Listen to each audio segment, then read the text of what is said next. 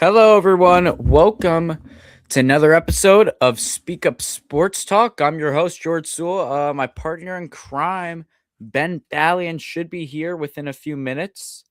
So there's that. Ben should be here pretty soon. Just getting home from work. He texted me, but he will be joining me in just a minute. Let me plug in my computer so it doesn't die on air. Hope everyone's having a good day. We got our Super Bowl special tonight. Talk about the Super Bowl, NFL awards and honors came out the other night. Definitely the main talk's going to be football tonight. Some baseball too. Some baseball definitely we're getting into. We're talking a little bit too about the World Baseball Classic. I think that's always a fun topic. But I'll play it by ear. Honestly, I'm communicating with Ben right now to see where he's at. I mean, I don't want to do a whole breakdown without him. I think he should be here relatively soon. But how's everyone doing? Hope everyone's having a fantastic Friday. I hope we all had a good week. We made it through another week, ladies and gentlemen. Honestly, if you're like me, you're just counting down the weeks till baseball season is back, and we're getting there. We are getting close. It's almost baseball season. Pitchers and catchers will be reporting soon. It's gonna be it's the most wonderful time of the year soon. It really is. So once Ben gets here, y'all could start calling in. I mean, last show we had so many people calling. It was fantastic. All the calls we had. Hopefully, we could double that honestly here today as well. It just keep building up show after show. Every show just kept better and better, man. You know what I'm saying, guys? So there's that. Definitely though. I mean, we talked about this last show about the Super Bowl a little bit. How we had the New England Patriots taking on the Seattle Seahawks. I mean, me and Ben are both in agreement. Give us the Seahawks by like a million. We don't think it's that much of a debate. But maybe, we could give you some info on could could there be a little bit of momentum for the Patriots? I mean, it just comes down to how big of a believer are you in Drake May? That's really what I think it's going to come down to. Okay? There are two types of people, two types of NFL fans when it comes to Drake May. There's the people that think that he is an elite NFL quarterback. They love Drake May. He's the lovable guy, Drake May, and they think that he is elite. And then there's people who will say he had a weak schedule. The AFC is weak. He had a very easy road to the Super Bowl. So really, he's a little overhyped and he's not as good as people will say. I think personally, I'm not all the way over here saying that Drake May is a phenomenal quarterback. I don't think he's phenomenal. I think he's very good. That phenomenal level, that top tier, I don't know if he's there yet. I think he's a really good QB. Not there yet. But I do not think that he is here solely based on such a weak season in the AFC. Mahomes was off his game. Josh Allen, the Bills sold him again. Lamar pulled off another Lamar. There was really no one in Drake May's path. No one. No one. By week 5, you could see that the Patriots would be in the Super Bowl. Whereas the NFC, that's a juggernaut. That is really, really tough. You had the big three in the Seahawks, the Rams, the Bears. Those were the big three over there. It was a bloodbath. Seattle came out on top. And that's honestly why I just think Seattle is a more well rounded team. That defense is scary. That offense is explosive. And I think that they are just such a great, well rounded team. Now, I've seen people argue, that Vrabel, the coaching staff for the Patriots, could with Mike Vrabel, his assistant coaches, his assistant coach won assistant coach of the year. Um, and just everyone who's running that ship over there could give them an edge. Do I like that? I do. I love that take. I think head coaches are very important to this job. So having Vrabel, who just won Coach of the Year, and once Ben gets on, we're gonna break down those NFL awards we just got. But having a guy like Vrabel, who's now a Coach of the Year, could he maybe move the chains a little bit? Maybe. I'm just saying it's such an uphill battle. It's such an uphill battle for these New England Patriots. It really is. They're the underdogs by far.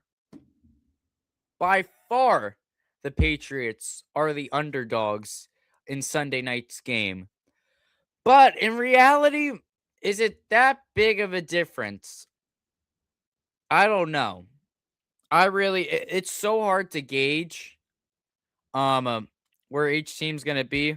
And Ben just texted me, ladies and gentlemen. He's loading on right now. So so he's gonna be here soon, ladies and gentlemen. But it's hard to gauge how big the gap is. But again, I do see the Seahawks on top. But I don't know if it's as crazy as other people are saying. I really don't. Because I do think there's a world where Drake May balls out. I think there's a world where Vrabel rallies up the troops, rallies them together, coaches a phenomenal football game, and maybe takes them there. I'm not too sure. I think New England's receiver room, it's very up in the air. I feel like it's just inconsistent, inconsistent, inconsistent, inconsistent. All of those receivers, Diggs, Booty, just they're so inconsistent, these Patriot wide receivers.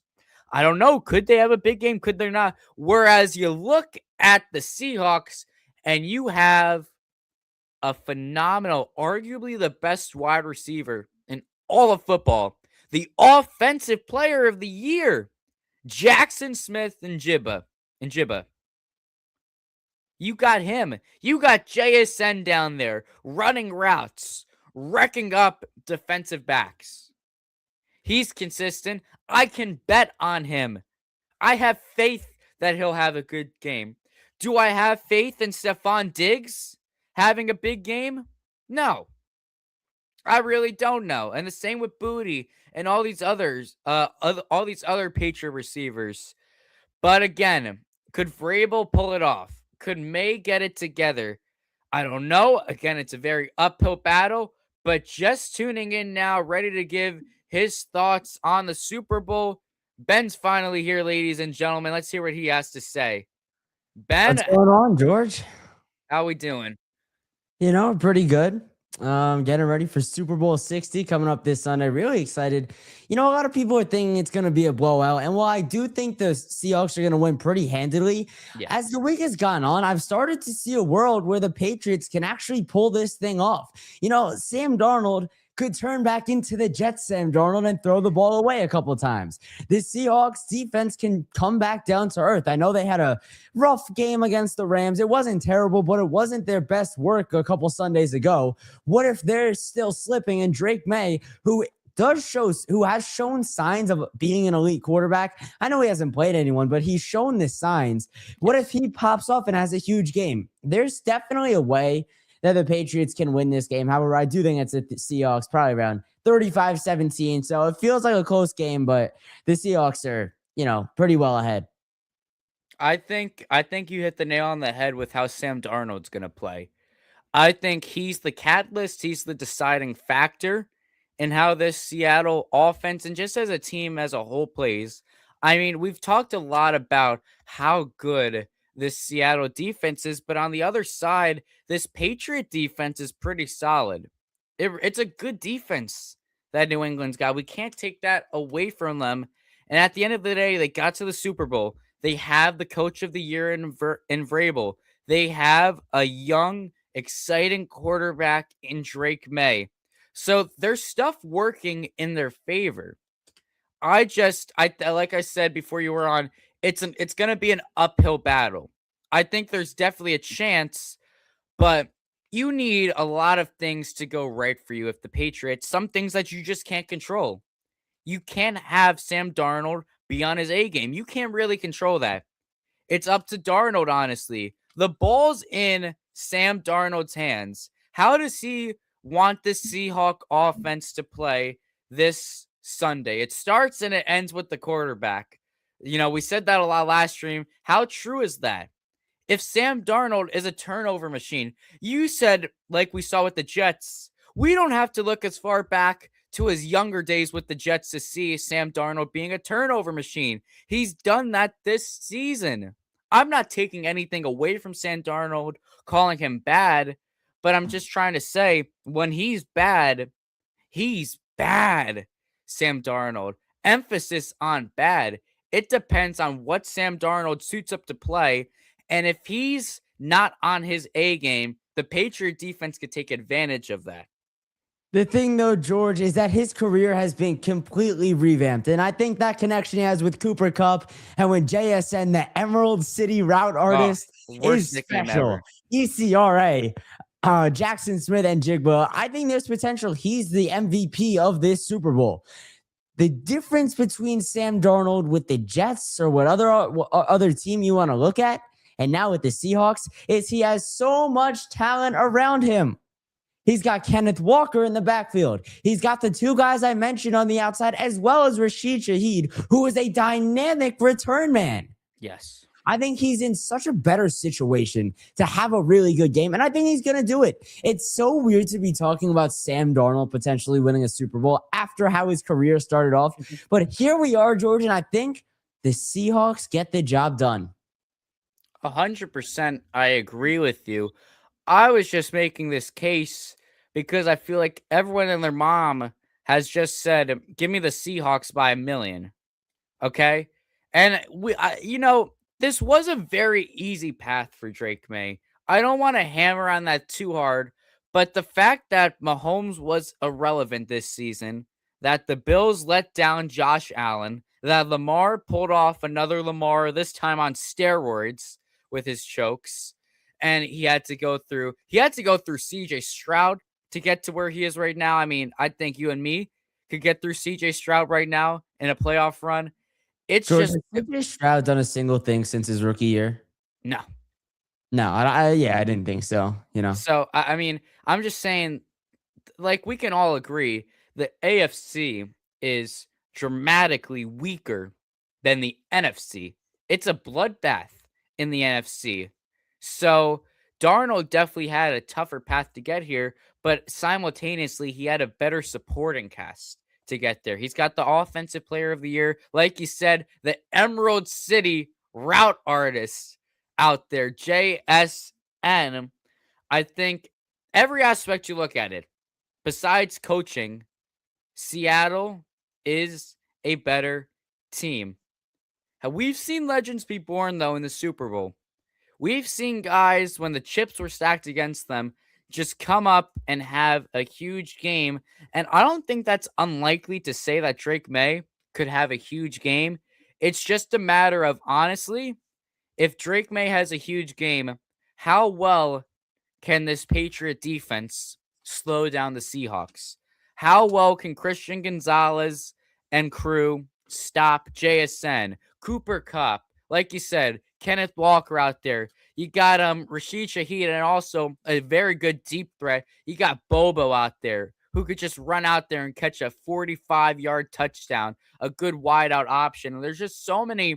If you're a defender, honestly, for the Patriots, if you're a defensive player, there's so many guys you got to keep your eye on. So many guys who could just come out of nowhere and make a huge play. Whereas with the Patriots, there's not that many playmakers on that team. You got Diggs, who's honestly had a decent season this year. He has not looked bad. You got Kayshon Boutte, who's kind of just a one touchdown a game sort of guy. If he does get one, I had him in fantasy, which was frustrating, choosing whether or not he'd be my flex. You also got a young gun and Travion Henderson. You got the corpse of Ramondre Stevenson to deal with. But we can all agree though, when it comes to skill players, this Seahawks team just outnumbers the Patriots. I'll give the Patriots at least one category, and that is head coach. Mike Yeah. Vrabel is one of, if not the best head coach in the league. He's going to have his guys ready to go no matter what. He's a leader of men. He's a great motivator. And personally, I think the Patriots are in this game because of what their defense has done. Their offense hasn't blown me away throughout the postseason. I mean, the defense, I get it. They only have to stop playoff Justin Herbert, CJ Stroud, and Jarrett Stidham. But those guys, Christian Gonzalez, the front seven, everyone on that Patriots defense is the reason why Drake May gets to suit up on Sunday. So I think if you're a Patriot fan, you got to look for the defense to do it again. I mean, you're playing Sam Darnold. It's not like it's out of the equation that the defense can have another huge game.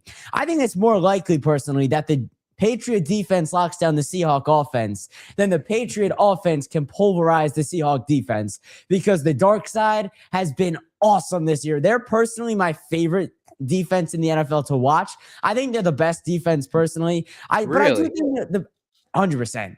The Seahawks defense this year, it goes Seahawks, Texans, and then after that, the Broncos were really good. But then it starts to be jumbled. I think those two, the Seahawks and the Texans, really separated themselves. However, I do think the Patriots have a very underrated defense. They're very physical. It's a lot of hard-nosed football, and I like to see that. And I think that could play well. I think JSN is more of a finesse-oriented player. He's not going to run you over. He's not going to really blow you away with his speed. He's going to route you up. He's going to toe tap. Route artist. He is the route artist. That's what he does. So he's not a burner down the sideline. He's a guy that's gonna beat you with finesse. He's gonna make a nice spin move, juke you out of your shoes, that kind of thing. And I do think that Christian Gonzalez is kind of well suited to defend that. Yes. Yeah. The problem is, though, there's other guys you got to worry about for the Seahawks. You got Cooper Kupp, like you said, who had a resurgence this year. You got Rashid Shaheed, who can make that big play, Bobo. And then you want a physical player. Kenneth Walker is the definition of a physical player. He's the guy who will run you over. It's just such a dynamic offense the Seahawks have. They're not just one-trick guys. They have guys for every job they need. But I agree with you that the biggest thing the Patriots have on them is the head coach. The question is, how much of a difference can Mike Vrabel make in this game?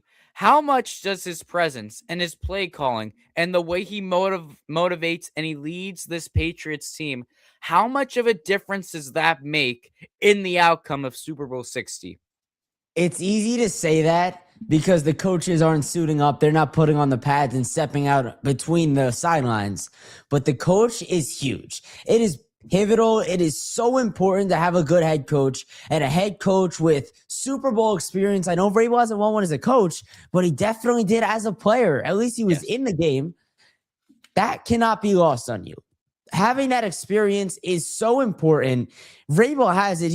I don't know. I just like him so much as a head coach. I don't understand why he wasn't immediately hired as head coach of the Patriots or any other team in the NFL after being fired by the Titans. But that's a story for another day. So yes. I do think it makes a big impact. Yeah, I mean, coach of the year, as we said, Mike Vrabel. It's just hard to bet against the Seahawks in this game. That's the bottom line. They've been steamrolling teams left and right. I think the question is, how good do we think Drake May is?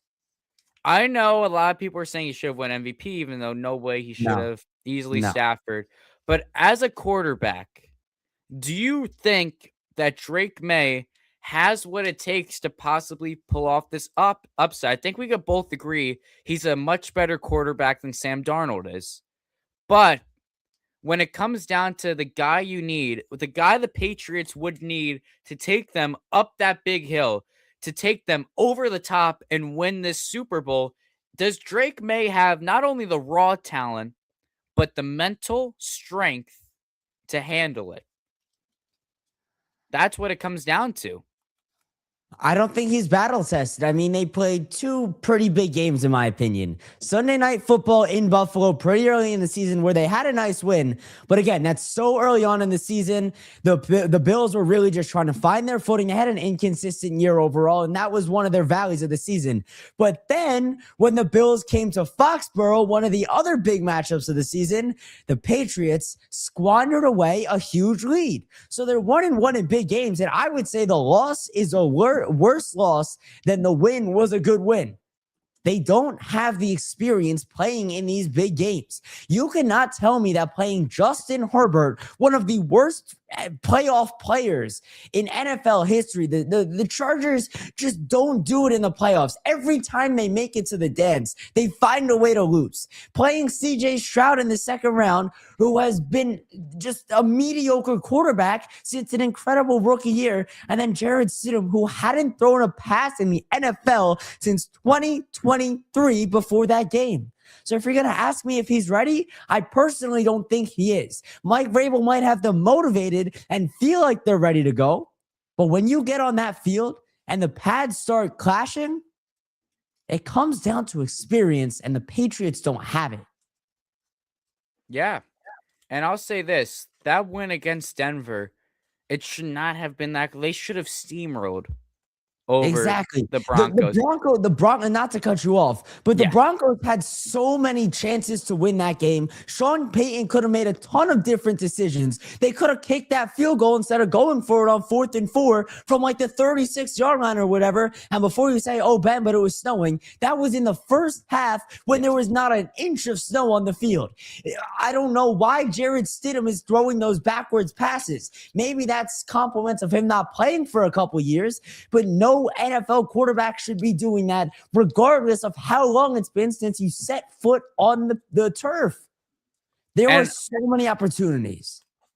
And Mace didn't look phenomenal against the Bronco defense. No. And now he's going up against a better defense and a much better quarterback. I know we hounded Sam Darnold a little bit, how with a flip of a coin, a snap of your fingers, will you, he can be just off the ball. He can be a turnover machine. But Drake May had a tight game against Jarrett Stidham. Now he's going up against a solid, above average, good NFL quarterback who has much better weapons. I'm just trying to say the last game we saw Drake May in, the AFC Championship, he barely escaped that. The Broncos easily could have won that game. Keep that in mind, that it was that close for that situation. He's walking into Seattle or wherever it is, San Francisco this year. He's going into Levi Stadium facing a Seahawk team that, if this Seahawk team played that Bronco team, they are winning by 30. They are demolishing that Denver Bronco team with Jarrett Stidham. They are destroying them. So I think that's a good way to just show you where we're at right now with Drake May. I'm not saying that he's not going to be that guy in the future. I think there's a very bright future for Drake May and the Patriots. But for this very year, this Sunday, 2 days away, this is not the year for the Patriots. This is a huge step in the right direction. You got a great young head coach. You have a great young quarterback, a great young running back. Go out, get a good receiver. You have a really promising DB. You have a really good defense. You're building the pieces. You're assembling it together. But it's such a long shot. The more we analyze it, the deeper we go, the more we see that it is so unlikely that Drake May could pull this off. Could he? Yes, anything's possible in sports. Will he? I'd give him a 90% chance not to. I would. So that's where I stand. It's too much to ask. It is. It's way too much to ask. Now, I have an interesting question for you. And if the viewers want to answer this too in the comments. If you at the start of the season swapped Sam Darnold and Drake May, where would we be at right now? Would the Patriots be in the Super Bowl right now if they had Sam Darnold under center? I don't think so by any stretch of the imagination. Um, I still can't put my full trust in Sam Darnold. I know we had a good year, but like we said, the Seahawks had such a solid rushing attack. I know Charbonnet's out for this game, but the combination of him and Kenneth Walker in the regular season was a dynamic duo. And then on the outside, we've already gone through the names a couple times. Yes. The Seahawks have all the pieces in place. I think Sam Darnold is somewhat of a system quarterback. He's probably an upgraded system quarterback, but I don't think that changes the fact that if he went somewhere where his top two receivers were Stephon Diggs and Kayshon Boutte, he would be as successful. I don't think that's crazy to say. Not to mention his breakout season last year. I mean, do you want me to name who who he was throwing the ball to in Minnesota? He had Justin Jefferson and Jordan Addison catching passes from him. Well, when Jordan Addison wasn't speeding. But kind of though, it worked out because when Jefferson was hurt, Addison was healthy. When Addison was out doing whatever Jordan Addison likes to do in his free time, Justin Jefferson was back. So I mean, I'd love to be Sam Darnold right now. I go from that wide receiver room in Minnesota right over to JSN, Cooper Kupp, Rashid Shaheed. He's living the life right now. But as a Jet fan, Ben, it's honestly crazy that there's a really good chance that Sam Darnold's about to go win a ring. It's not with the Jets. It's not with the Panthers. It's not with the Rams. It's not with the Vikings. But it's with, what is that, his fifth team? Jets. Forgot one, the 49ers. Rams. Vikings, 49ers. Sixth team. With his sixth team, Sam Darnold is going to go get himself a ring. I'm proud of him. We failed him, the Jets. That was the guy I think all Jet fans could tell you that we let go of too fast, that we didn't give enough a shot. And he's kind of showing us right now, Sammy. He's showing us right now. And I don't think he was on the Rams. I'm thinking I mixed him up with Baker, I think, when Baker had half a season in LA. So it's his fifth team. But at the end of the day, man, Sam Darnold, another one you can add to the list of Jet players who could not find a home in New York, went somewhere else, and became a superstar. Sam Darnold's just another guy to add to that list, Ben. It was his stint with the Panthers. They've turned around so many quarterbacks' careers. Sam Darnold and Baker Mayfield are the two most prominent names.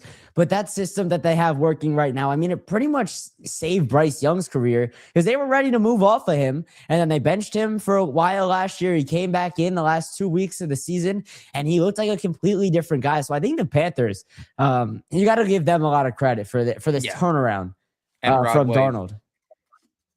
And Rod Wave, don't forget Rod Wave, Colby, Bryce Young. Bryce Young called him, and Bryce Young turned into the Bryce Young we all know and love today. Not to mention, too, Carolina did build around Young. I'll give them credit. They brought in some great O-linemen, brought in some good tackles to help defend for Bryce Young. They drafted Ted McMillan, who is our offensive rookie of the year.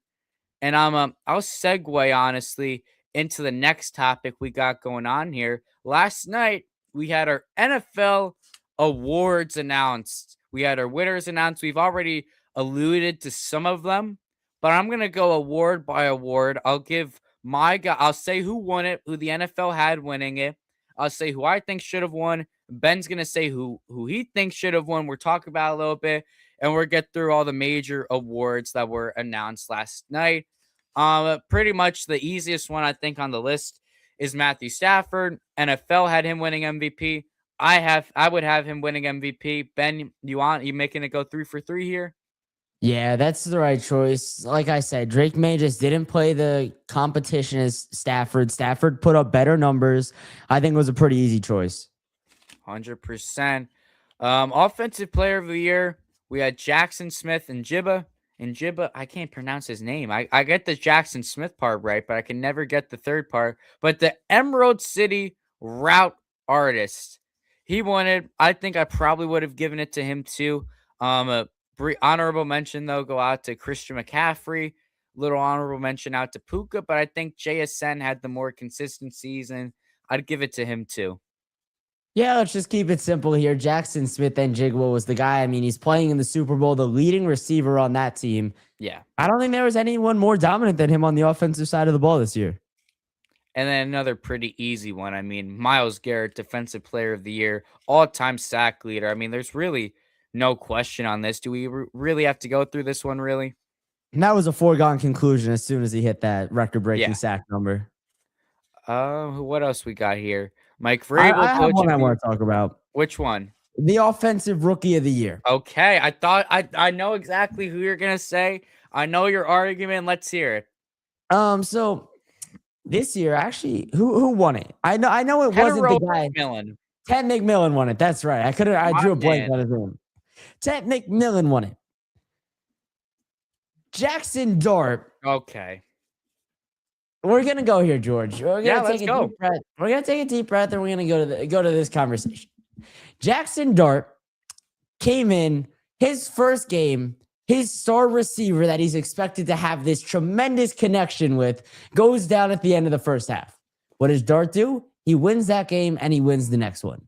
A couple weeks later against the Denver Broncos, his star running back, his best friend on and off the field, Cam Scatteroo, goes down with a gruesome ankle injury. It was against the Eagles. I apologize for that. Dart continues to find success. Every time Jackson Dart was on the field, it felt like the Giants had a chance to win the ball game. The Bears game where he injured his head is the one I'm going to point to. Because when he went down, the Giants were in a position to solidify that win. And when Russell Wilson came in, everything went awry. Dart had to deal with his head coach getting fired, and he still was able to put up prominent numbers. He was still able to have that successful rookie season. And Ted McMillan, yeah, he was the leading receiver on the Carolina Panthers. I know they were in contention to win their division.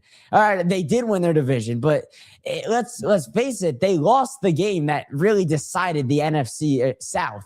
They got lucky that the Rams ended up winning, right? Is that what it was? They got lucky that it was the Saints lost or something like that. Some kind of tiebreaker between the Falcons and the Saints. I just think Dart had a more impressive rookie year than McMillan. Sir, all things considered with Dart's circumstance. Well, then let's just make a Jackson Dart award for overcoming the most adversity in an NFL season. I'm not going to factor in everything Darts went through. Why not? Because I just don't. I go by the stats purely.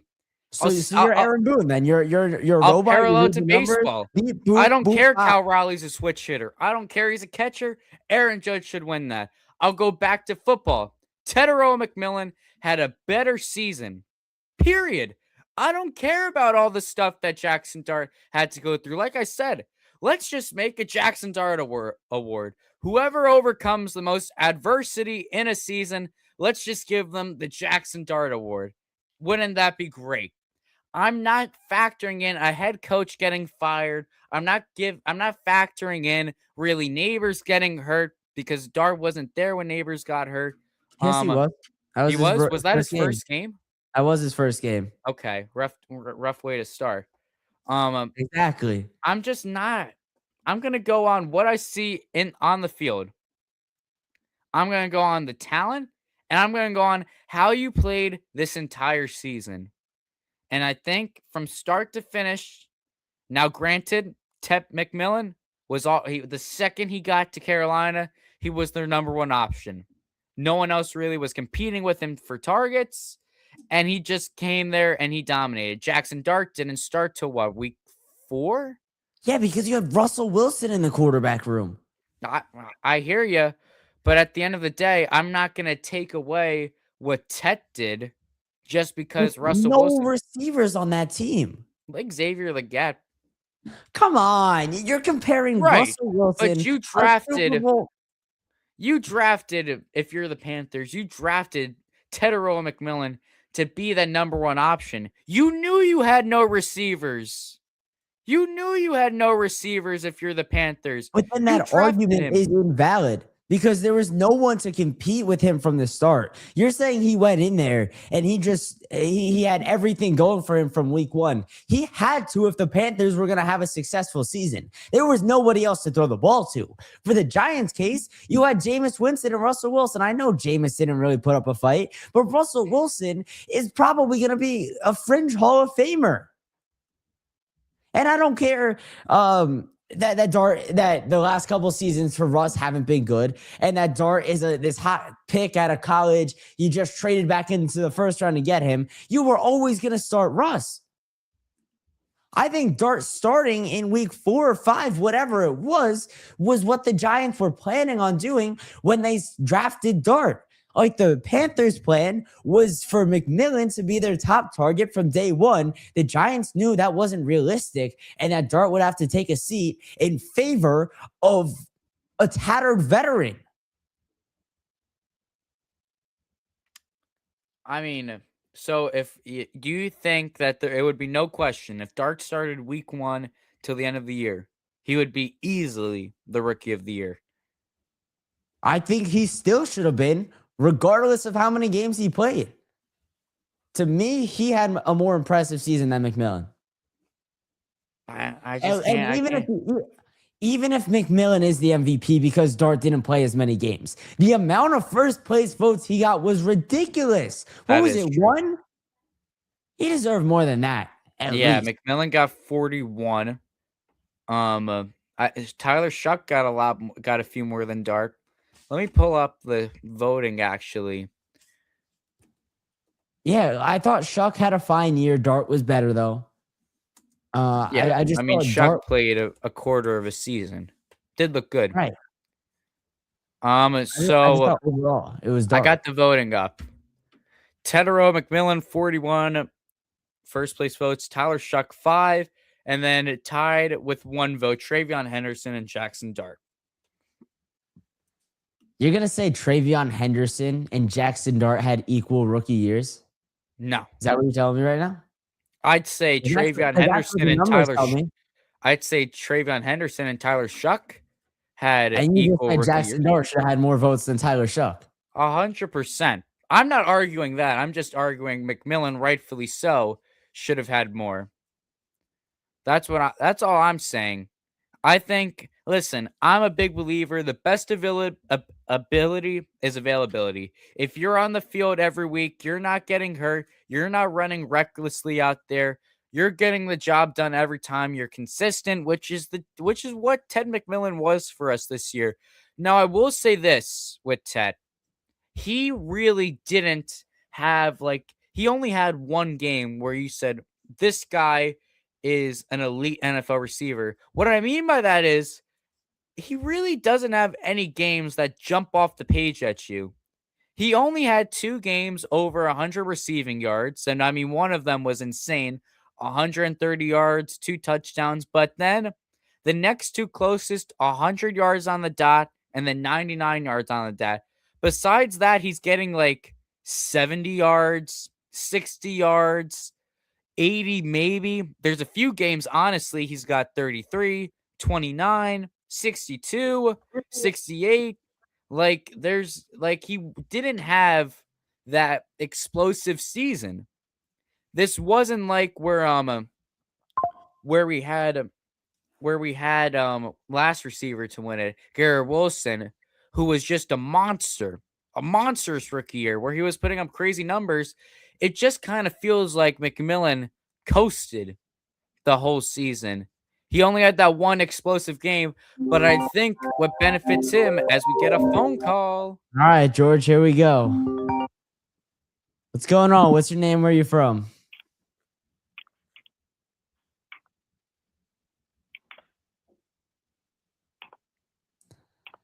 George, this is our buddy Bill from California. I hear him typing in the background. My best bet would be that he's actively on ChatGPT trying to think of some kind of question to ask us. Good old Bill. That's a false thing. I got a question for you guys. I want Super Bowl predictions and the score and what boxes are going to hit. Well, the score prediction would be pretty indicative of what boxes are going to hit, I would say, Bill. We already went through that a little bit, so we'll make it pretty short-winded here. I'm taking the Seahawks 35-17. Wow. Those are some extraordinary numbers for a Super Bowl. George? I'm going 28-17. to take the Patriots 21-16. Really? All right. Yeah. Interesting, Bill. Let's hear your Thank rationale for that, Bill. So I think the game's going to start off with the Seahawks scoring a touchdown the first drive. Then the Patriots are going to come back, get stopped on their 1 yard line, and the Seahawks aren't going to score. And then it's just going to be the Seahawks are going to score a field goal by the end of the half. And so it's going to be 10-0 at 10-0 at the half.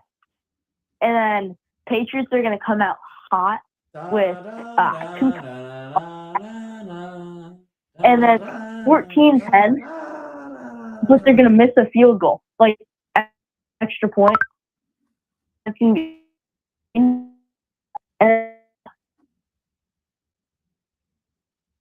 yeah. Bruh.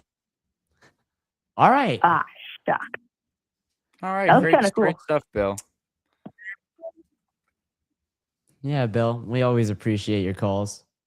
Always appreciate your calls. No, on a serious note, we do enjoy when you guys call in. We can have good conversations if you're presenting us with good topics. Bill got us on a little bit of a good note there.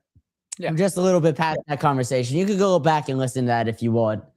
All right, George, where were we?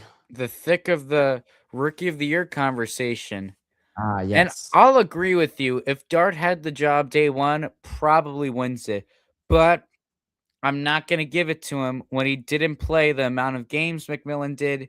He didn't have the consistency McMillan did. I think Dart's going to be a great quarterback. Dart was consistent.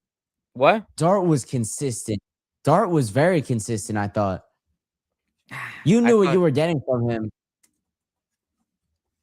And his receiving room fluctuated from week to week. His running backs fluctuated from week to week. He couldn't find his rhythm. And maybe that goes back to the fact that he wasn't taking first team reps through all of training camp. He couldn't build that connection with all the guys in the receiving room. Because when it did come down to it in the last couple weeks of the year, and he was tossing like James Robinson, I think his name was, and just these backup third string receivers that he would have been tossing the ball to over the summer, he had some of his best weeks. So now you give that guy in Jackson Dart an entire summer with the best receivers the Giants are going to put out there. Malik Neighbors, who's supposed to be back week one. I'm assuming they're going to get another big receiver, whether it is through the draft, free agency, trades, whatever you may think of. Cam Sakatabubu will be back. I don't know if he's going to give you the same production as he did last season, but you just get that. You start those ropes start to marinate, those connections. You know, everything starts to set into place a little bit earlier this year. And you're really going to decide the Rookie of the Year on the fact that Dart didn't play 3 games at the start of the year in favor of Russell Wilson. And then he didn't play 2 to end the year. That is what the Rookie of the Year came down to for you? Basically, yeah. Weak year. Weak year, Ben. No standout. It's not like past years. It's not last year when you had Jaden Daniels, who was a monster. The year before, CJ Stroud was a monster. Year before, Garrett Wilson. Like, there's no one who played like a maniac this year. I think we can all agree with that. No one was the clear-cut, dominant rookie. You had to give it to Tet. You had to. There was no one else who played like him. Granted, we're so used to, I think, just seeing stud quarterbacks and stud receivers just destroy the voting. You know, Daniels, no question. He had the award by week 13. Same with Stroud, because they were doing things we haven't seen before. They were dominating. No one dominated this year, Ben, when it came to rookies. Besides maybe on the defensive side, which we'll get to later. But when it came to offensive rookie of the year, Dart, I wouldn't say dominated. McMillan did not dominate. What? That's what I just said. No one dominated. It's like it's hard to pick this winner. So that's why I'm saying when it comes down to the fact that Dart not getting as much reps, that's why he makes the decision. Had Dart dominated, had Dart been an absolute beast, I'm not saying he was bad. He was good this year. He impressed me, honestly. He surprised me a little bit. But the fact that he didn't have that Jaden Daniels-esque season, or he just wasn't piecing teams up. He was always in a tight game. He never dominated. That's the big word I keep coming back to. Dominating. He didn't lead that team. So if there's no clear cut, because if he had dominated, even in the sample size, I think he would be a clear cut favorite. But he didn't. He didn't. I'm trying to say, if you're going to play in a shorter sample size, in that shorter sample size, you have to do some crazy things if you want to win the award. He didn't. He wasn't Superman.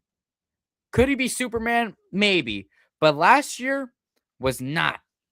Ted McMillan wasn't Superman either, but Ted McMillan played the whole season, had a nice big sample size. It wasn't extraordinary. It was above average, though. He got over 1,000 yards.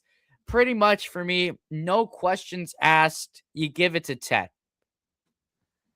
All right. I think we've gotten a little bit too deep into this now. Yeah. I just saw something across the timeline. Jeff McNeil is playing for Puerto Rico in the WBC. That's got to be false. It's not, I don't think. I think it is. That was an MLB on Facts post, I think. No, this is a on deck pod. So maybe the people over there. It seems like a Mets fan account. Let me see. I saw do a quick Ben Google Rice. search. I saw Ben Rice playing for Team China, and I knew that wasn't right. I mean, Lars Nootbaar played for Japan last year, or in the last one. That's true. So, well, Austin Wells is playing from the DR. I got nothing. Oh, I saw that one. Yeah, I'm not seeing that either now. Yeah, so I guess nice little spam. I got sent held. Dang. But I think pretty much all these other awards we could pretty much agree on pretty easily. Yep. Carson Schwarzenegger, that's the guy who did. That's a dominant guy right there. That's a dominant rookie of the year right there. No questions asked, in my opinion. I think we really did dominate, I guess, the football talk. I think we checked all the boxes. Let's dive into a little bit of baseball. The biggest signing before since last show, I think, was by far Framber Valdez going to the Tigers, a 3-year, $115 million deal. He finally got signed. The crazy lefty finally got signed, Framber Valdez, and now he's joining another lefty in Tarik Skubal. I think they got 3 lefties now with Flaherty still there. They built, though, a nice little rotation in Detroit. You know, you're adding another above average starter, a quality starter in Valdez. That's a good looking rotation. The thing with Valdez is, what's his effect in the locker room? That's always going to be my question. After I saw him crossing up his catcher on purpose last year, that stuff is just not okay. It's not being a good teammate. It's not being a good person in the locker room. Crossing up your catcher is flat out dangerous. Very. There's going to be more dangerous things you can do in the sport of baseball. I just don't think he's a great person. I don't want to call him as a person, but like that kind of stuff is really bad. He lets the moment get to his head. Yeah, he had to make PowerPoints to prove to teams that he's a good guy. I think if it gets to that level, regardless of who you are, you might not be the best person. Sure, he's a nice pitcher. He got a lot of money. He got a lot of money. Tarik Skubal got a ton of money in arbitration. He won his arbitration deal. Him bringing both his Cy Young plaques to the arbitration hearing is absolute cinema. I love that kind of stuff. Skubal's an absolute dog, and the Tigers are going to be good again. Yeah, I mean, the question is, can the offense keep up? I mean, I think it's pretty obvious the rotation is set for Detroit. I mean, this is a team, though, a Tiger team that for 2/3 of the season, it looked like they had the AL Central in their bag. They were riding high, but then they fell off a cliff. They went into a Yep. tailspin like crazy, and they lost that first place spot. The Guardians won that division last year. So, what is Framber Valdez what they needed to make sure that doesn't happen? I think the offense, though, desperately needs more help. 100%. I mean, they got one of my favorite players in the league and Riley Green. Love me some Riley Green, great underrated player. But there's no real star offensively for the Pirates. For the Tigers. There's no guy in the lineup that you're going to circle with big red Sharpie that you're going to say you're going to have to worry about. Not at all for the Tigers. So, I mean, I really liked the idea of Alex Bregman for them. I thought that would have been the guy to get. I would have paid Bregman over Valdez any day of the week if I'm Detroit. Obviously, though, that ship sailed. Bregman goes to the Cubs, and the Cubs have arguably the best infield in baseball right now. But Cubs are gonna be real good. Yeah. yeah, but that I thought that AJ Hinch and Alex Bregman connection would be restored. I really thought that was the perfect move for Detroit to make because Alex Bregman is a phenomenal player. Just all around a great guy, a great hitter. And that's what they needed more of. They needed that threat in the lineup. And they needed a righty. They're very left-handed heavy too. But they need that move would have made perfect sense.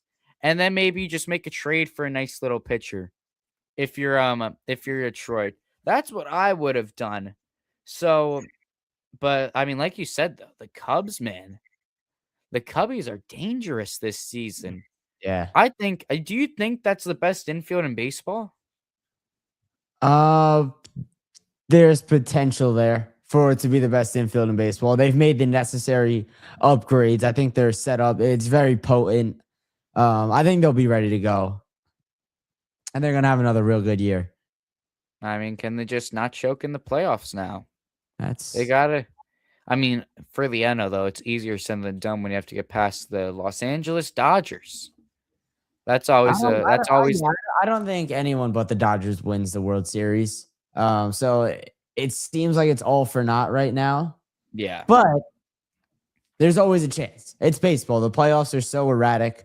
It changes so much. If you get hot in October, you could go on a magical run. I mean, we haven't seen a magical run in a minute though, to be honest. I feel like I know the Blue Jays were really good in the regular season last year, but I didn't expect them to go to Game 7 of the World Series against the Dodgers. They had some dominant performances in the playoffs too. George, I know you got your Yankee hat on right now. Yeah. They killed you guys. I kind of expected that. Yeah, that Mariners series was a ton of fun to watch. That was a magical ride. The Mets in 2024 were a magical ride, going from how many games under 500 at the end of May to the NLCS. That was a magical ride. We see it every year. It's just how large of a scale the ride is. Yeah. I mean, the last magical ride to win it's got to be the 2019 Washington Nationals. I mean, would you count the Rangers as a magical ride? That was just a weird year. That was a very weird year. How did we have a World Series that was Rangers Diamondbacks? Like, it's just what is a polar bear doing in Arlington, Texas? That's the kind of World Series it was. You look at the years, it's Dodgers, Yankees, Nationals, Astros, Dodgers, Astros, like those kind of stuff. Astros. Right, Braves, Astros, Phillies, Astros. Geez, the Astros were in it every year. Holy heck! Trust me, I know. But saying that, I was just, but you just see Rangers, Diamondbacks. It's just like an odd pairing. Random World Series matchup. I don't think we get that this year, but I'll say though, with the Blue Jays, I kind of always expected them to go to the World Series. As a Yankee fan, I was rooting my heart out for them to get back on the big stage, but there was really no one else in the AL that would beat the Blue Jays. There really wasn't anyone who stood a chance against Toronto. And I'm not throwing any shade. I mean, Toronto, just give them credit to building a fantastic baseball team, to getting the right guys. Okay? They won they won the pennant not by signing all these big guys. They got guys like Addison Barger, who was a dog.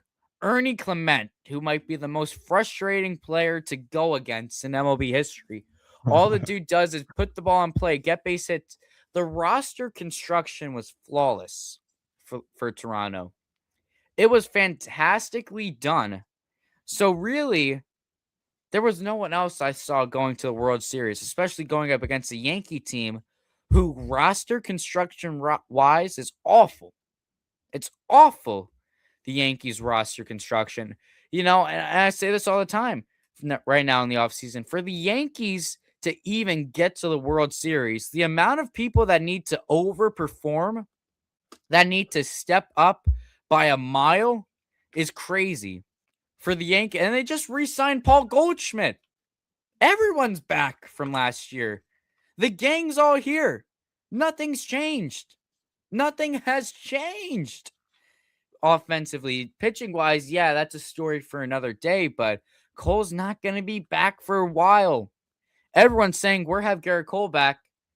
It's going to be 2.5, maybe 3 months that Garrett Cole's going to be back on an MLB mound. Carlos Rodon's going to miss time. Offensively, the Yankees needed to do something else. And I'll keep circling back to Trent Grisham, giving him that offer. I'll keep going back to that because this rotation honestly would be fine without any moves. You didn't need the Ryan Weathers move, even though I don't mind it at all. But the rotation was fine last year. You know what is different? You have Cam Schindler for a whole season. That's a big difference. But offensively, they needed a change. And people go, they led the league in home runs last year. I don't care. I don't care if they led the league in home runs. We have so many hitters who are just copy and paste of Trent Grisham. 230, 240 average, 1,001 strikeouts and 30 homers. And we act like that's okay. It's not. It doesn't win us championships. It might win us 90 games, which is great. But by the time you get to the postseason, you fall apart. This is not a postseason roster. And like I said, guys need to overperform like crazy. You not only need Trent Grisham to repeat what he did last year, you need him to take a big step up from what he did last year. He can't bat 230. He can't bat 0 in the postseason. You need Ryan McMahon to really be something. And at shortstop, this is where I'm really concerned. Everyone's right up there to go criticize Anthony Volpe, but Jose Caballero is our starting shortstop on opening day. Cabby, I love Cabby, but this guy is not a starter. He's just not. And now you have Austin Wells, who's going to need to catch a full season. I'm not a Wells believer at all. Not at all. You need him to overperform if you want a shot. It's just way too much to ask, which is why moves needed to be done. Moves still can be done, but I don't really think. The moment I saw Goldschmidt coming back, I'm like, that's it. That's our team. The gang's all here for the Yankees. Nothing's changing. Another year of what I love to call playoff purgatory. That's what Brian Cashman wants, I think. He wants us to win 95 games and be first-round exits. It's playoff purgatory. The Yankees are going to make their money, whether they win 95 games or they win 35 games. They're such a big brand that regardless of their record, regardless of what they're doing, they're going to make a ton of money. So there's just not enough incentive for Hal Steinbrenner to make a change. I think the question is it Steinbrenner saying this or is it Cashman who's calling these shots? I don't really know if it's Cashman. I really don't. Because I feel like the Yankees have pumped the brakes this year in the last 2 years. Like, I remember, like, late 2010s, I'm talking 2019 to 2023, the Yankees would go out and get their guys still. They still were that evil empire. They signed Garrett Cole. They signed Giancarlo Stanton. They brought back Judge. They signed Rodon. Mind you, these guys were signed by December 5th. These guys were grabbed. Brian Cashman went into the winter meetings knowing I'm getting X, Y, and Z. No one's getting in my way. I'm going to get Rodon, no questions asked. You're coming back with me, Judge. Garrett Cole's a Yankee. Stanton, you're coming over to the Bronx. And then the Soto trade. They wanted Soto. They were talking about the deadline before, and they made it happen. There's just no big moves happening. And yeah, I think that's there's two things that kind of factor into that. One being the pending lockout. And then two, you're living with the consequences almost. Maybe Rodon wasn't the best signing, but you still have to pay him. Maybe all the like Rodon's a big contract. I don't think he's a bad contract, but I'd give him a B minus maybe. When you could have got a guy like for an A plus. I mean, I was pro Yamamoto all the way for the Yankees, but I mean, I think it's the lockout, honestly. And I think you credit that to just a weird offseason for the whole MLB. You know, George, you talk about the 2010s. And I think at that point, there just weren't as many owners. There weren't as many ownership groups that were willing to go out and do what the Yankees did. Steve Cohen wasn't around until 2020, 2021, that era. The Dodgers, they didn't take this step up to where they're just signing everyone, regardless of if they even want them. They've started to do that in the past couple of years. I know there's always been big spenders. The Blue Jays are always in on the top guys. I feel like I don't know. There's just like the names you always hear. The Red Sox are always in on their guys. But the Yankees had less stiff competition, and I think that's what they benefited from because there weren't as many teams willing to go to the lengths that they would. But today, that number has been increased exponentially. 100%. I mean, baseball's become a business. It's always been, but this year has been. It's become everyone's business. Because if you look back, I'll take you back further to just the peak Yankee years where we weren't alive to see it, but the boss, George Steinbrenner, he dominated. I know this from stories, documentaries, and everything, but there was no question when he would sign these free agents and no one got in his way. So it's a changing game. The thing now, though, is no one's getting in the way of the Dodgers. No one's stopping them. No one was willing to even touch that AAV for Kyle Tucker at all. You could argue maybe the Mets could possibly get in the way with Steve Cohen. They obviously got in the Yankees' way with Juan Soto. But I mean, I think it's cute when you see Blue Jays and Red Sox checking in on players, even though they're never going to get anyone like that caliber, never going to get Soto. I remember the Blue Jays really thought they were getting Ohtani. That never happened. Same with Yamamoto. Same with Sasaki last year. So it's really just the big three in my mind. The Yankees, the Dodgers, and the Mets. But honestly, as a Yankee fan, I'll start to say the Yankees are falling out of that big three kind of. Because you heard all these reports of the Yankees linked to these guys. For them, just for the second the player signs, everything's proven wrong. Michael King, the Yankees love him. The day he signs, the Yankees didn't even contact Michael King's camp. Tatsui Mai, Yankees love him. Oh, wait, no, sorry. The Yankees haven't even glanced in his direction. With Okamoto, same thing. Really, every big free agent, I feel like the Yankees, I mean, honestly, in August, I think it really looked like Murakami was coming to the Yankees. But nope, that's not happening. Who else? I mean, we could just go down the list of all the free agents this year. Bichette, Yankees love him? No. We really haven't even thought about that. we're just going to run it back. Now, the question is it because the Yankees have, for some reason, faith in running it back? Or are they just not financially comfortable with adding these contracts? That's the question. I think there's a sense of that. I think there's also the sense that you haven't won in 16 years at this point, and the name of the Yankees is starting to be tarnished a little bit. So you got to take that into account. However, you want to change that you haven't won in 16 years, and you got to understand what it's going to require. So what I would say is you got to go. You weren't good enough last year. We all know that. You got little brother by the Toronto Blue Jays. You didn't do much in the offseason. You're pretty much just running it back.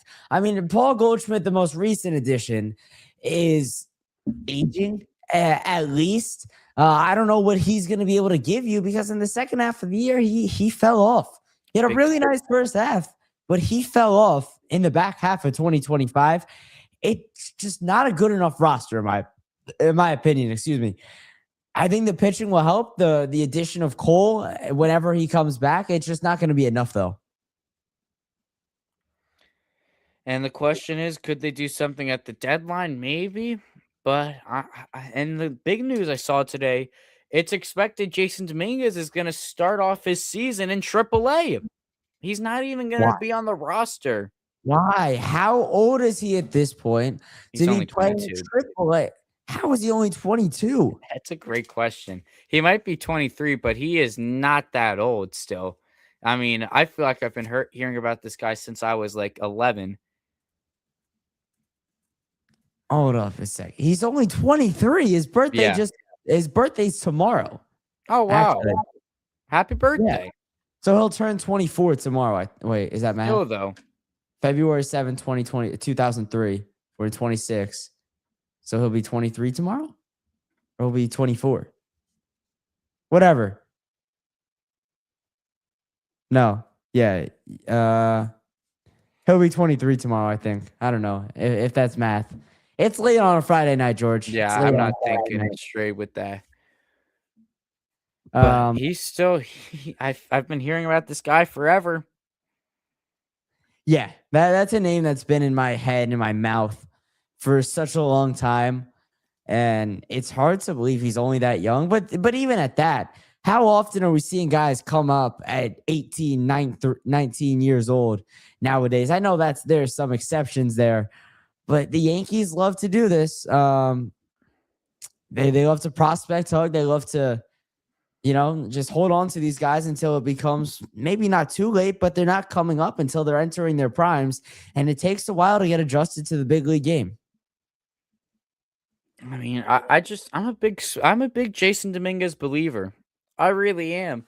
But like, why is he in AAA? Okay, if you don't have plans for him, you obviously don't. Why not trade him? Teams would jump on the idea of Jason Dominguez. There's still hope for him. It would be easy to get some value for Jason Dominguez. Why are we not trading him? The Scranton Wilkes-Barre Rail Riders are going to be the greatest AAA team of all time next year with Spencer Jones, Omar Rodriguez Cruz. 5 MLB guys on that team. It's going to be a crazy team. It's the Avenger play. I don't care about how they do. I could care less. It's frustrating. You got this guy with so much talent and so much potential and trade value he has. Why would he not get traded? If you don't, I could live with the Yankees not wanting him and moving on, but I can't live with just keeping him in AAA.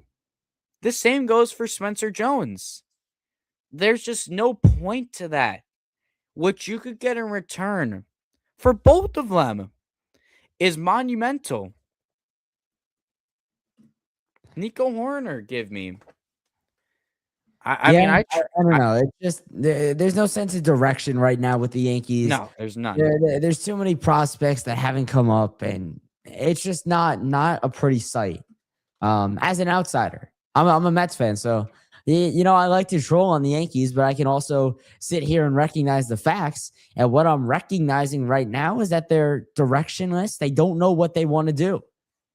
I mean, we could make a whole graveyard of failed Yankee prospects because they were held down too long. We could make a huge list. Moment of silence for all the players the Yankees screwed, all the potential that's been killed by Brian Cashman. You know?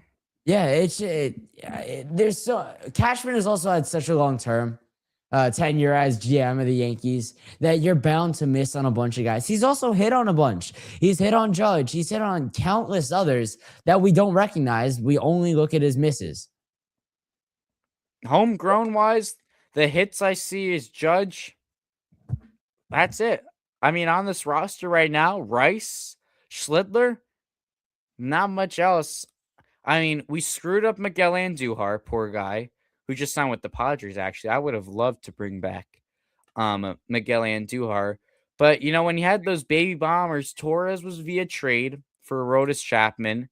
Gary Sanchez, another guy we screwed forgot up. about the prospect. Anyone you acquire is a prospect. He was only a prospect for a month.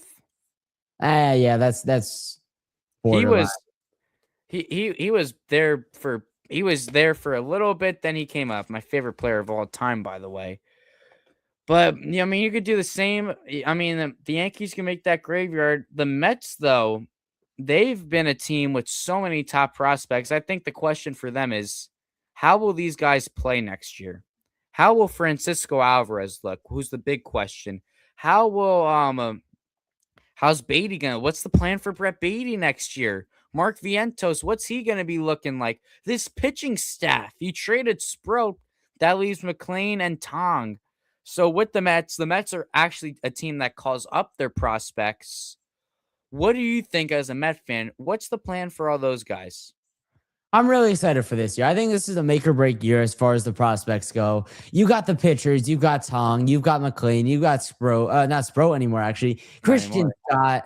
You've got a bunch of these guys. And then Jet Williams is still in the minors, Ryan Clifford, Carson Bench. They've got players dispersed throughout the positions. I think this year we're finally going to start to see the majority of these guys make their MLB debuts just because it's been quite a few years now since we've started hearing about these names. So I'm excited. I think it's going to be a really fun year as a Met fan. I'm excited with what David Stearns did to this roster, and I think they're going to be good. They're set up now. So you're pro David Stearns now. 100%. He completely turned around the ship. Or see, I mean, do you have what's your expectation for a guy like Francisco Alvarez? If he can bounce back, he's the X factor of this lineup. He's a nice addition, but if not, I think the Mets can still be a really good team. I don't think he's the linchpin in what determines the Mets' success here in 2026. It's going to be interesting to see. Pitchers and catchers, though, coming down soon. Last thing I'll touch up on a little bit here on the show, and definitely as it gets closer, we'll talk more about it. But one of my favorite events to watch every 4 years in baseball is the World Baseball Classic. And for the first time, I'll be able to see the USA bring out every star. You look at every position, they got the best man for the job, which hasn't been the case in previous years. It really hasn't. Last time they were in it, they fell to Japan. They didn't have the best guys out there. The biggest problem was the rotation. You had Lance Lynn, the corpse of Adam Wainwright. Merrill Kelly was out there. You took that. That was fine, Merrill Kelly, though. Still. Yeah, I agree. The rotation was very lackluster. And you took them and you replaced them with Paul Skeens, Tarek Skubal, Joe Ryan, Logan Webb. That's improvement. And then, of course, the biggest name you brought in, the best player in the MLB right now, you got Aaron Judge to come in. He's your captain this year. And this is just a beautiful lineup, Ben. You brought out everyone you needed. You got the big dumper catching. You got Captain America Bryce Harper at first base. I think the Captain plan is to have America is not Bryce Harper right now, but I'm just saying because when he was our age coming up, he was the Team USA guy as a prospect. He's putting the stripes back on. I see him as a Captain American-esque guy, kind of, if we want to make Marvel parallels. He's kind of okay. he's defrosting right now. He's coming out of the ice and he's just gonna explode. I could see him having some big moments. I I could too think the 100%. what? I 100%. I can see that. Listen, I this would year have I it's would have the go ahead. go ahead. This Go. year, the Americans brought out the Avengers. You just ran through the cast of characters. I'm so excited to see what they can do. Really, this next couple months of sports. I mean, we have the Super Bowl this Sunday, the Olympics, the opening ceremony kicked off today. Then we've got the WBC in 25, 26 days. I think that's sort of the marker on that. I love watching the Olympics. Anything with the countries going at it, I love watching that Four stuff. Nations. The Four Nations, I was just about to bring that up. Last year, such an enjoyable event to watch. I'm hoping the Olympic hockey can rekindle some of that magic. But as far as the World Baseball Classic goes, it's going to be a lot of fun. I mean, that's all it is. It really doesn't mean a ton. It's honestly, as far as the MLB goes, it does more harm than good in the fact that the players are risking injury. But from a pure fan perspective, I love that they have this and it's grown to what it is because now we get to watch the best players in our country go up against the best players from every other country. It's become more valuable. It's starting to like get on the level with how it is for people in Japan, how it is for people in the DR. Because the second like the WBC is coming out, the rosters, Otani's already committed, Yamamoto's coming there. So all the top guys, they're already there. And the same goes for the DR. Now for America, all their top guys are instantly coming in. So I feel like it's becoming more serious now in terms of the talent that's being brought to the table.